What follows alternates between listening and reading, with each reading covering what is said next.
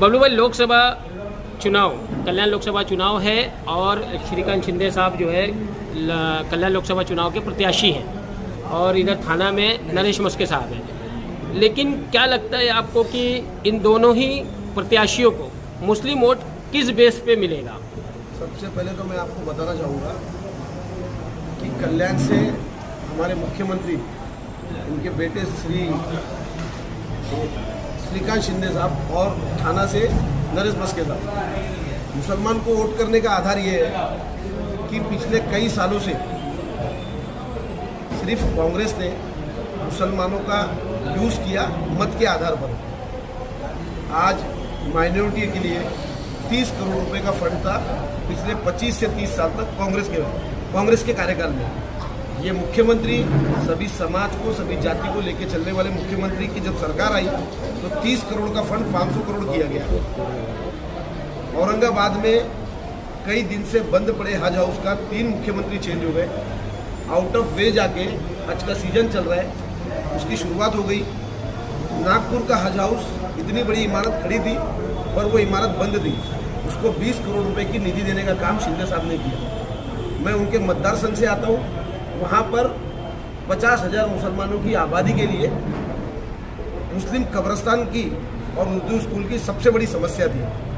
उसी के लिए मेरे वालिद साहब मरहूम दादू भाई, उनके सहकारी हाजी इलियास साहब जो बाजू में बैठे, ये सब लोग मिलके कई सालों से कांग्रेस से उम्मीद किया था कि हमको कब्रिस्तान मिलेगा, पर ऐसा कुछ हुआ नहीं। उस वक्त धर्मवीर आनंद दिघे साहब से सारी मुसलमान लोगों की जो टीम है, उन्होंने उनसे राब्ता कायम किया, मुलाकात की, और जब उसकी बुनियाद पड़ी, असहाय आकस्मिक उनका निधन हो गया, मृत्यु हो गई। उनके चले जाने के बाद हमारे मुख्यमंत्री तब के सभागृह नेता रहे, उन्होंने हम लोगों को साथ दिया और आज आप देख सकते हो, मैं आप लोगों को क्लिप देता हूँ, उस कब्रिस्तान में करोड़ों की निधि लगी है और वो कब्रिस्तान पूरे जिले के लिए एक मिसाल है। ये काम शिवसेना ने किया, उनकी स्कूल बनाई। माइनॉरिटी का कोई भी इंसान उनके घर पे, उनके ऑफिस पे चले जाए, सबसे पहले माइनॉरिटी का काम वहाँ पे होता है, तो क्यों नहीं मुसलमान उनको वोट करें? सर, मुमरा की बात अगर ले लें कि मुमरा का जो मुस्लिम वोट है कहीं ना कहीं राज ठाकरे की एक स्पीच की वजह से दबता नजर आ रहा है, क्या कहेंगे सर? देखिए, अभी मैं आपको ये बताना चाहूँगा कि हम लोगों को, ये तो सियासत है, लोग आएंगे, मंच साझा करेंगे और चले जाएंगे। लेकिन सियासत में ऐसे ही बयान क्यों? मुमरा को टारगेट करना, आतंकवाद का नाम देना, सिर्फ क्या इसलिए कि एक मुस्लिम गेट हो इसलिए?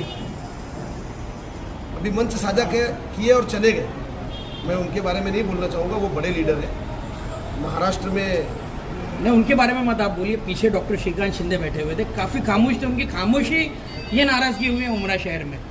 जो वोट डॉक्टर श्रीकांत शिंदे को दिया जाएगा, लोग कह रहे हैं कि ये बीजेपी को देख के नहीं दिया जाएगा, माननीय मुख्यमंत्री एकनाथ शिंदे से जो ताल्लुकात है मुमरा शहर वासियों के, उसको देख के वोट जाएगा। लेकिन ये नाराज़गी है मुमरा, मैं उस बारे में बोलने के लिए, अभी हम लोग उस बारे में नो कमेंट्स उसके लिए नहीं बोल सकते, पर मुमरा के मुसलमानों से मैं अपील करना चाहता हूँ, मुमरा के मुसलमानों से मैं अपील करना चाहता हूँ कि आप हमारे मुख्यमंत्री साहब का हाथ मजबूत करिए। उनके बेटे को, वो एक्चुअली विजनरी लीडर है, वो उनका विज़न है मुमरा में अच्छी सड़कें, स्कूल की व्यवस्था हो। मुमरा को हर बार जो सेकेंडरी दर्जा दिया गया है, मुमरा का दर्जा 1 नंबर करने के लिए हमको उनको खासदार बनाना है। वो तीसरी टर्म खासदार है और आपको पता है कि 2-3 बार से बड़ी बड़ी संस्थाओं ने उनको और लोकसभा ने संसद रत्न से उनको सम्मानित किया। देखिए, तीसरी बार वो खासदार है, लेकिन ये फर्स्ट टाइम बीजेपी से अलायंस किए हुए हैं, ठीक है, और लोगों के दिलों में बीजेपी को लेकर के बहुत बड़ी नाराज़गी है, बहुत बड़ी नाराज़गी। और लोगों का ये भी कहना है, मुस्लिम वोटरों की नहीं, वो राज ठाकरे की स्पीच है, ठीक है, लेकिन यहाँ पर एक और नाराज़गी ये है कि कहीं ऐसा तो नहीं कि बीजेपी इनको कठपुतली की तरह जो है काम कराएगी। देखिए, इसके पहले आज जो मशाल से है, क्या उन्होंने यूपी में चुनाव नहीं लड़ा? तब तो सभी ने मत दिया था जी। आज मुसलमानों का वोट किस तरीके से लेना है और किस तरीके से मुसलमानों को ये जाति में भेद करके लड़ाना, ये काम इन लोगों का है। इसके पहले भी तो शिवसेना का अलायंस था और मैं आपके माध्यम से बोलना चाहूँगा, जो दिल वाले होते हैं उनका दिमाग वाले जम के फायदा उठाते हैं। एक्चुअल हमारी जो कौम है वो जज्बाती कौम है, वो लोगों के दुख दर्द की कौम है, उसका ये लोग जम के फायदा उठा रहे हैं। मैं आज आपको बताना चाहूंगा कि हमारे मुख्यमंत्री जी जो है, आप सभी पत्रकार भाइयों से मेरी गुजारिश है कि किसी को उनके पास आप भेज के देखिए, मुसलमान आदमी को या मुसलमान मेरी किसी बहन को सबसे पहला काम बंगले पे या उनके ऑफिस पे उनका होता है। तब ये नहीं लोग बोलते कि वो बीजेपी से अलायंस किए, वो बीजेपी के साथ है, तब ये नहीं बोलते। ये तो अब चुनाव आएगा, बहुत सारे लोग आएंगे, मंच साझा करेंगे, उनकी वो किस तरीके के बुरे इंसान है वो अपनी बुराइयां बताएंगे। अलायंस से कोई मसला नहीं है, मसला है बीजेपी की विचारधारा से। इसके पहले बिल्कुल साइडलाइन कर देते हैं वो, और जिस तरह के बयान प्रधानमंत्री माननीय नरेंद्र मोदी के रहे हैं पूरे इलेक्शन में। इसके पहले भी तो शिवसेना अलायंस में थी। आज जो मशाल है वो पहले बीजेपी और शिवसेना का अलायंस था ना, इसके पहले भी, इसके पहले अलायंस नहीं था। और आप लोग मुझे, मैं यहीं पे हूँ, मैं आपसे 4 जून के बाद बात करूंगा कि क्या हमारे उद्धव ठाकरे साहब, क्योंकि हमारी संस्कृति हम उनको साहब बोलेंगे, वो फिर बीजेपी के साथ नहीं जाएंगे, इसकी क्या गारंटी लोगे? सर 4 दिन बचे हैं। जिस तरह मुस्लिम वोटरों को लुभाने का काम हर पार्टी कर रही है, तो जहां पर क्षेत्र लग रहा है मुसलमानों का, तो श्रीकांत शिंदे उनसे बात करने के लिए क्यों नहीं हाजिर होकर? नहीं, श्रीकांत शिंदे साहब का बरोबर मुमरा में दौरा है। हमारे यहाँ के जो नगर सेवक है, जो 6 टर्म से नगर सेवक है, राजन किने साहब, उनके कल भी बंगले पे श्रीकांत शिंदे साहब थे। ये अफवाहों का बाजार, मेरी आप लोगों से रिक्वेस्ट है, गरम ना करें। वो मुमरा में बरोबर आ रहे हैं, बरोबर मिल रहे हैं। परसों वो तकी भाई के वहाँ पर थे, उन्होंने मुसलमान मस्जिदों में गए, मुस्लिम लोगों से उन्होंने संवाद किया, बातचीत की। वाकई में जज्बाती कौम है हमारी, आपने मस्जिदों का नाम लिया। हाँ, वहाँ पर जाके उन्होंने बातचीत किया लोगों से, उनका हाल, उनका दुख दर्द जाना। सवाल ये है कि मुमरा शहर के कई मुद्दे हैं, ये हिंदू मुस्लिम भी हटा दिया जाए तो शहर के मुद्दे हैं, ट्रैफिक, हॉस्पिटल, गर्ल्स हॉस्टल, ये सालों से इस पर राजनीति होती आ रही है और खासदार रहे हैं माननीय डॉक्टर श्रीकांत शिंदे। इन मसलों पर काम क्यों नहीं हुआ आपका, ये सवाल किया जाए। 2 टर्म हो चुके हो, 2 टर्म तो उनके हो ही गए, और कहा जाता है कि पार्लियामेंट के 10 फेवरेट सांसदों में से एक मेंबर से ताल्लुक रखते हो, तो हज कमेटी के मुमरा में एक भी हज हाउस के लिए क्यों नहीं प्रयास? देखिए मेरी बात मैं आपको बता देना चाहता हूँ। अभी मैंने 2-3 मुद्दा आपको गिनाया। जिस वक्त मैं हज कमेटी का डायरेक्टर बना, मैंने सबसे पहले ये 2 मुद्दा उनके सामने रखा, एक औरंगाबाद का हज हाउस और नागपुर का। उसके लिए मंजूरी मिल गई, उसके लिए हमारे सीएम साहब ने खुद ध्यान देकर उस चीज़ को एकदम फास्ट तरीके से, और आज हज कमेटी का काम पहले जैसा था उस आधार पे एकदम ठीक चल रहा है। खादिमुल हुज्जाज के लिए जाने वाले लोगों को हज कमेटी के दरवाजे पे कोई मिलता नहीं था, बात नहीं करता था, आज वो सब सिस्टम खत्म हो गया। आप सबको बताना चाहूँगा, मुख्यमंत्री जी के मार्गदर्शन में जिले से 30 खादिमुल हुज्जाज जा रहे हैं, जिनका सिफारिश पत्र सीएम साहब का लगा है, सीएम साहब ने उनको दिया।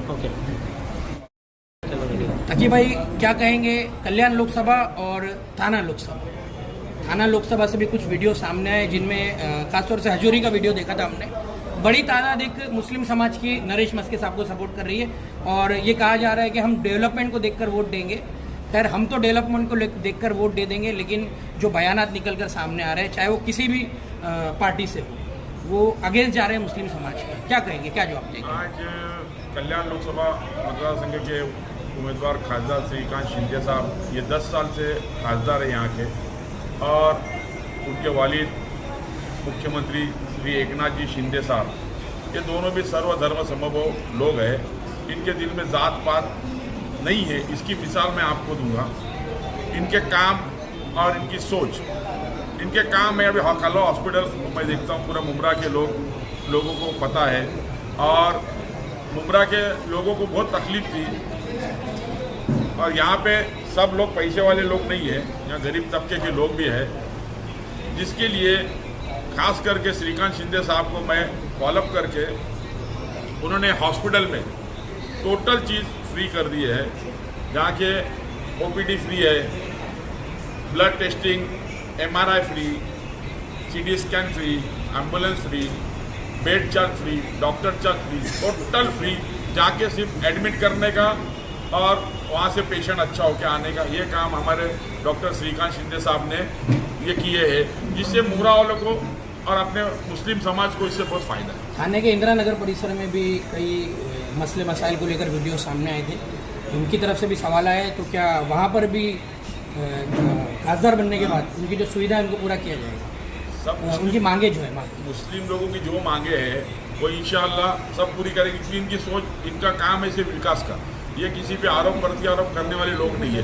आज आपको मैं बताना चाहता हूँ कि इनके घर से स्टार्ट करेंगे, सीएम साहब के, श्रीकांत शिंदे साहब के घर से।